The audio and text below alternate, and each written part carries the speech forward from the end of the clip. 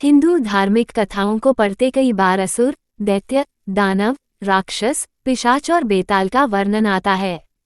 आमतौर पर हम इन सभी को एक ही मान लेते हैं और इसका उपयोग एक पर्यायवाची शब्द के रूप में करते हैं, किंतु ये सभी अलग अलग हैं।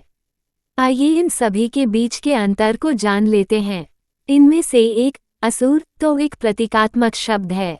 जो सुर नहीं है वो असुर है, अर्थात जो कोई भी देवता नहीं है वो सभी असुर कहलाते हैं। किंतु इस वाक्य में देवता का अर्थ बहुत व्यापक है। मूल रूप से देवता केवल 12 हैं जिन्हें हम आदित्य कहते हैं। महर्षि कश्यप और दक्ष पुत्री अदिति के गर्भ से उत्पन्न 12 पुत्र ही आदित्य अथवा देवता कहलाते हैं। किंतु यहाँ देवता का अर्थ सभी 33 कोटि देवता, उपदेवता, यक्ष, गंधर्व इत्यादि है। ये सभी सम्मिलित रूप से सुर कहलाते हैं। तो इस प्रकार दैत्य, दानव, राक्षस, पिशाच, बेताल इत्यादि को भी हम असुर कह सकते हैं। सदैव स्मरण रखें कि असुर कोई अलग जाति नहीं अपितु उन सभी जातियों के लिए एक प्रतीकात्मक शब्द है जो सुर अर्थात देवता नहीं है।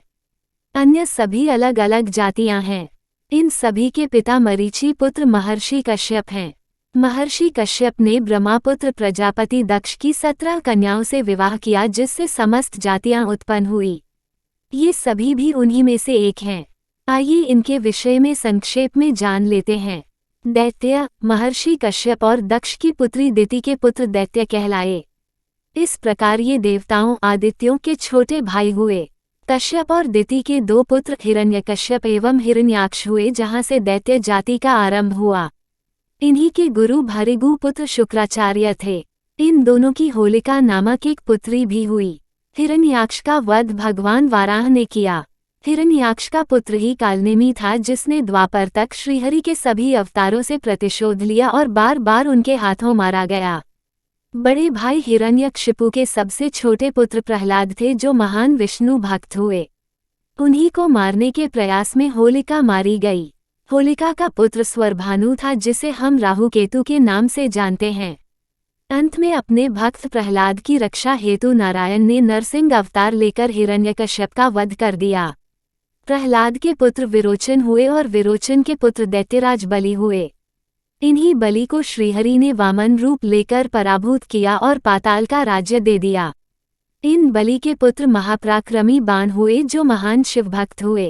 कालांतर में इन्हें श्रीकृष्ण ने परास्त किया और इनकी पुत्री उषा श्रीकृष्ण के पौत्र अनिरुद्ध से ब्याही गई।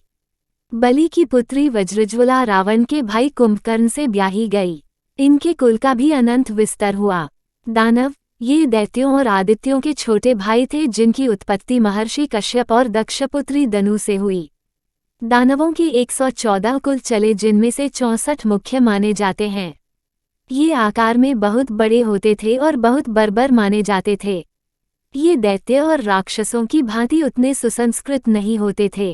पहली पीढ़ी के दानवों में विप्रचित्ति प्रमुख है जो होलिका का पति था। मय दानव को तो सभी जानते हैं जो असुरों के शिल्पी थे। इन्हीं की पुत्री मंदोदरी रावण की पट्टमहिषी थी। इसके अतिरिक्त कालिकेया दानवों का वंश भी बहुत प्रसिद्ध था। कालिकेया कुल में जन्मा विद्युतजव ही रावण की बहन शूर्पणखा का पति था। बाद में रावण ने युद्ध में उसका वध कर दिया और शूर्पणखा को दंडकवन का राज्य प्रदान किया। दानवों में वृषपवा का नाम भी बहुत प्रसिद्ध है जो ययाति की दूसरी पत्नी शर्मिष्ठा के पिता थे। राक्षस, ये सभी असुरों में सबसे सुसंस्कृत और विद्वान माने जाते हैं। इनकी उत्पत्ति की 2 कथा प्रसिद्ध है। एक कथा के अनुसार महर्षि कश्यप और दक्षपुत्री सुरसा के पुत्र ही राक्षस कहलाए। हालांकि राक्षसों की उत्पत्ति की दूसरी कथा ही अधिक मान्य है जिसके अनुसार ब्रह्मा जी के क्रोध से हेति और प्रहेति नामक 2 असुरों का जन्म हुआ और वहीं से राक्षस वंश की शुरुआत हुई। प्रहेति तपस्वी बन गया और हेति ने यमराज की बहन भया से विवाह किया जिससे उसे विद्युतकेश नामक पुत्र प्राप्त हुआ। विद्युतकेश की पत्नी सलकंटका थी जिससे उसे सुकेश नामक पुत्र हुआ जिसे उसने त्याग दिया। तब माता पार्वती ने उसे गोद ले लिया और वो शिव पुत्र कहलाया। सुकेश ने देववती से विवाह किया जिससे उसे 3 पुत्र प्राप्त हुए, माल्यवान, सुमाली एवं माली। सुमाली के 10 पुत्र और 4 पुत्रियां हुई जिनमें से एक कैशी थी। कैशी ने ब्रह्मा के पौत्र और महर्षि पुलस्त्य के पुत्र विश्रवा से विवाह किया, जिससे रावण, कुंभकर्ण और विभीषण पैदा हुए। रावण की 2 पत्नियों मंदोदरी और धन्यमालिनी से 7 पुत्र हुए, जिनमें मेघनाद ज्येष्ठ था। कुंभकर्ण के वज्रज्वला से कुंभ एवं निकुंभ नामक पुत्र हुए। उसने एक विवाह विराध राक्षस की विधवा कर्कटी से भी किया, जिससे भीम नामक पुत्र हुआ। इसी पुत्र को मारकर भगवान शंकर भीमाशंकर ज्योतिर्लिंग के रूप में स्थापित हुए। विभीषण की पत्नी सरमा से एक पुत्री त्रिजटा हुई। कैशी की एक पुत्री शूर्पणखा हुई, जो विद्युत जीव से ब्याही, जिसका वध रावण ने कर दिया। दुर्भाग्य से विभीषण को छोड़ सभी राक्षसों का वध लंका युद्ध में हो गया। राक्षस वंश के बारे में विस्तार से यहाँ पढ़ें। पिशाच, इनका वर्णन हिंदू ग्रंथों में थोड़ा कम मिलता है, किंतु कुछ ग्रंथों के अनुसार पिशाच महर्षि कश्यप और दक्षपुत्री क्रोधावर्षा के पुत्र माने जाते हैं। इनके अतिरिक्त सर्पों और अन्य विषैले जीव की उत्पत्ति भी क्रोधावर्षा से ही हुई। पुराणों में इन्हें मांसभक्षी बताया गया है, जो रक्त का पान करते हैं। अन्य सभी असुर भी निशाचर होते थे, किंतु पिशाचों को पूर्ण रूप से निशाचर ही माना गया है। ये इच्छाधारी होते थे और किसी भी रूप को धारण कर सकते थे। पश्चिमी संस्कृति में वैम्पायर का जो वर्णन किया जाता है, वो वास्तव में हमारे पिशाच का ही स्वरूप है। बेताल, पिशाचों में जो सर्वाधिक शक्तिशाली होते थे, उन्हें ही बेताल कहा जाता है। कई स्थानों पर इन्हें पिशाचों का स्वामी भी बताया गया है। शैव धर्म में इन्हें भगवान शंकर का गण और कई स्थानों पर उनका वाहन भी कहा गया है।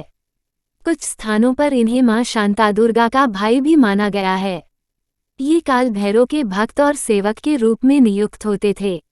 बेतालों में ही एक शाखा अग्नि बेताल की मानी गई है, जो माता काली के भक्त थे। गोवा के अमोना गांव में बेताल स्वामी का विश्व प्रसिद्ध मंदिर है। तो इस प्रकार दैत्य, दानव और राक्षसों के कुल में आपसी विवाह तो हुए ही, साथ ही इनके कुल की कन्याओं ने मानवों से भी विवाह किया। दानवराज वृषपवा की पुत्री शर्मिष्ठा ने एक मानव ययाति से विवाह किया और उनसे ही समस्त राजवंश चले। राक्षस कुल में जन्मी हिडिंबा का विवाह भीम से हुआ। श्री कृष्ण का पड़पोता वज्र भी माता की ओर से दैत्य कुल का ही था। ऐसे ही कई और उदाहरण हमें पुराणों में देखने मिलते हैं।